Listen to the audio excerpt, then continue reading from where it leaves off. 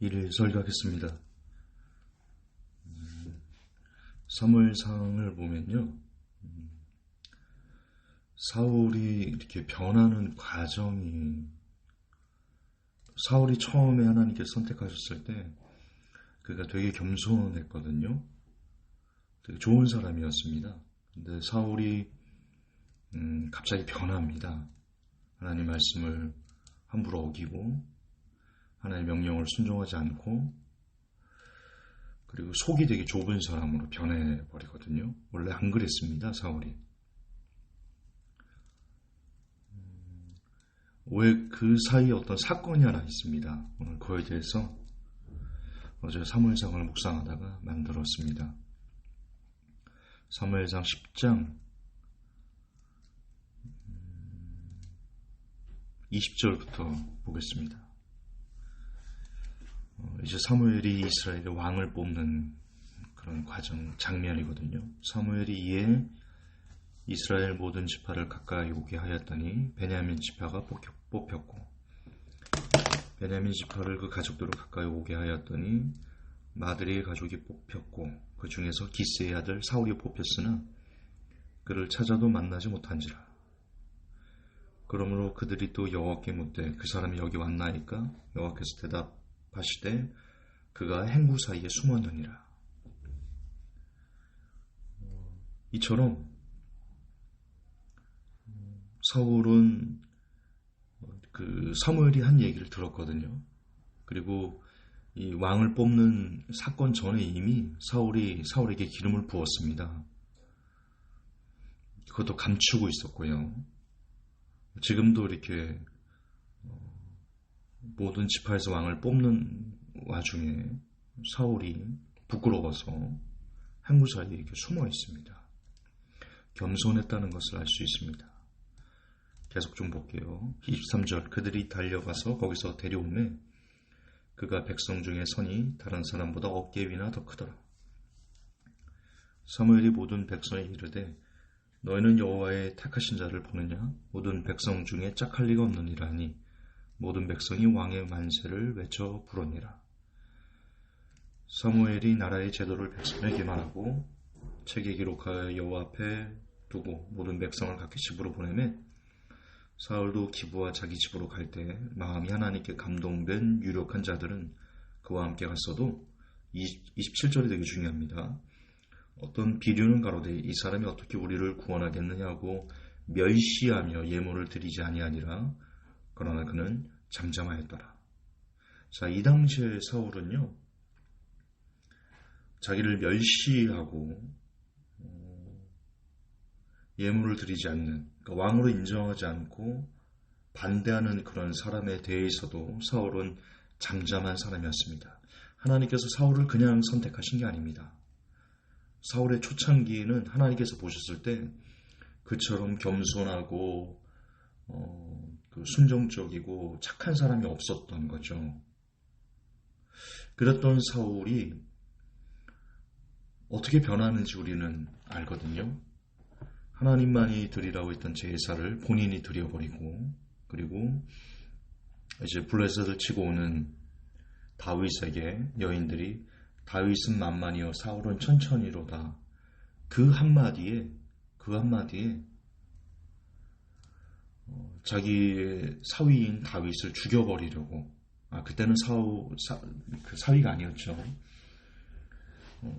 어쨌든 나중에 사위가 된 평생에 사울이 왕이 돼서 한 일은, 자살하기까지 한 일은, 왕이 돼서 평생에 걸쳐서 한 일은 오직 하나, 업적은 오직 하나, 다윗을 죽이려고 쫓아다닌 것밖에 없습니다.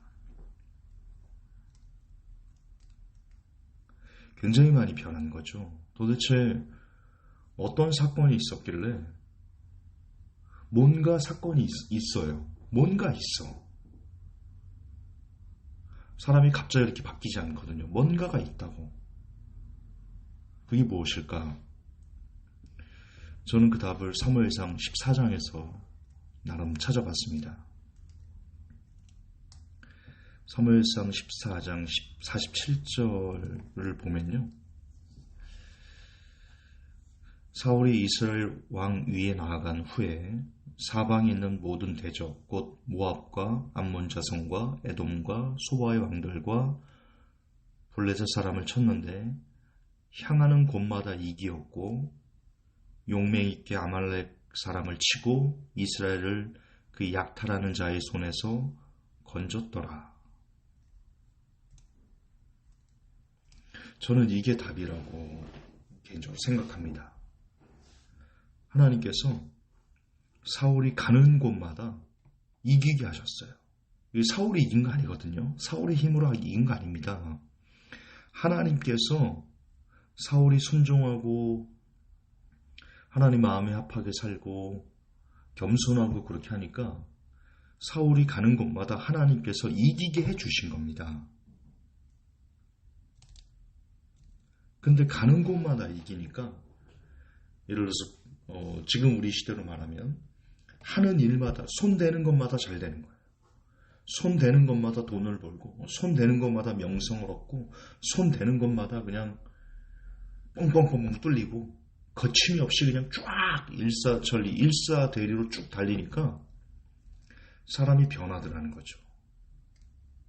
이게 내 힘으로 된 줄 알고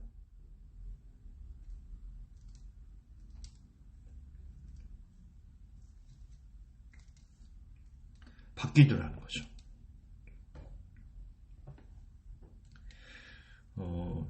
예전에도 제가 많은 설교를 했었는데 준비 안 된 성공이 얼마나 힘든가, 얼마나 위험한가.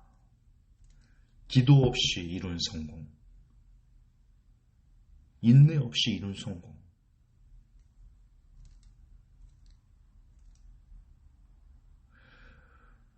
만약에 어린 초등학생, 돈에 대한 개념이 없는 사람, 초등학생에게 1,000만 원을 준다, 현금으로. 그가 그 돈 가치를 알까요? 막 쓰는 거죠. 이게 꼭 어리다고만, 초등학생이라고만 생각할 필요는 없죠. 어떤 사람이든 그 복을 받았을 때 그 복이 귀한 줄 모르는 상황에서 복이 주어진 경우에는 그 복이 그 사람을 저주로 만듭니다. 완전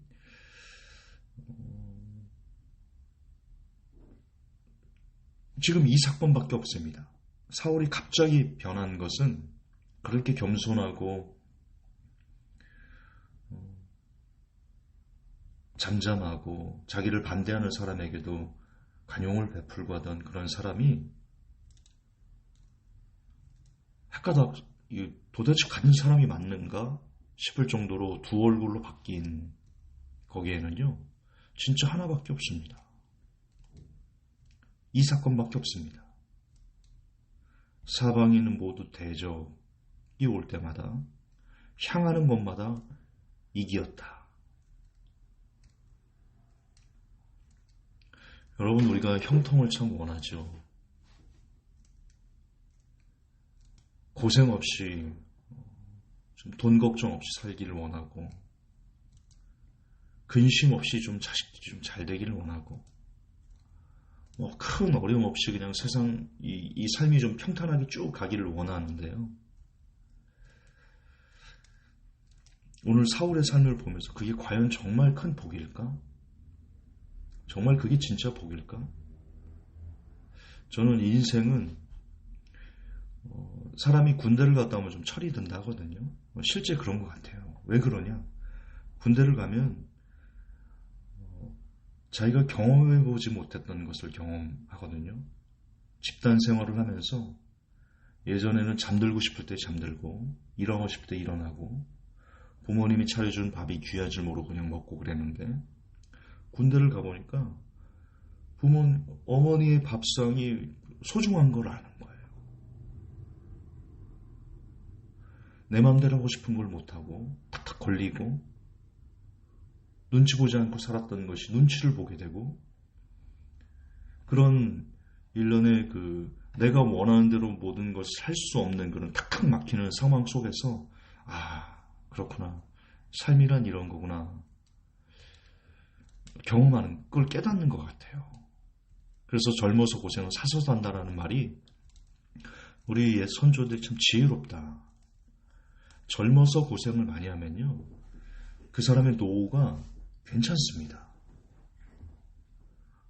왜 노후가 괜찮아지냐면요, 뭐가 소중한지를 알게 되거든요. 젊어서 많이 고생을 하면 진짜 소중한 걸 소중하게 여길 줄 알게 됩니다. 함께하는 사람들이 소중하고, 적은 돈이라도 들어온 것이 소중하고,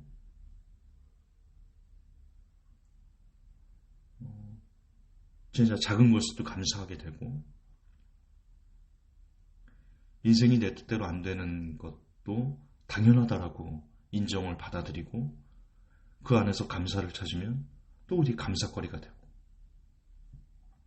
그래서 젊어서 실패하는 사람들은요, 다시 일어날 수 있는데, 젊어서 승승장구하다가 나이가 많이 들어서 실패하잖아요.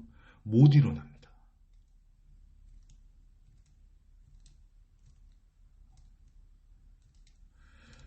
여러분, 형통을 그렇게 좋아하지 마십시오. 고민 없는 삶, 고통 없는 삶, 그걸 그렇게 부러워하지 마십시오. 고민해야 될 때가 있습니다. 고통받아야 될 때가 있습니다. 하나님께서 그렇게 하시는 이유가 있습니다. 저는 그걸 믿었으면 좋겠습니다. 지금 제 자신에게도 하는 말입니다. 하나님께서 어려움을 주신 이유가 있습니다. 우리를 고통쓰게 하려고, 여러분을 괴롭히려고 이 고난을 주신 게 아닙니다. 소중한 걸 소중하게 여길 줄 알고,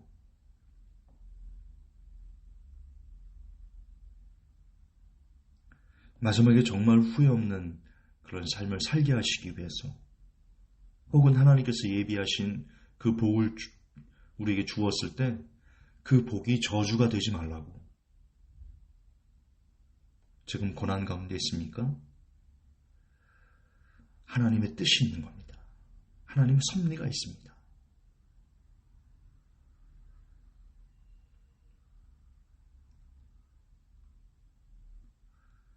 부디 하나님의 마음을 잘 헤아리는 우리가, 그래서 내 마음대로 내 생각대로 인생이 되지 않는다 할지라도 하나님을 신뢰하고 그분을 믿고 오늘 하루도 하나님 감사합니다 으로 마무리할 수 있는 제가, 그리고 여러분이 되시기를 예수님의 이름으로 기원합니다.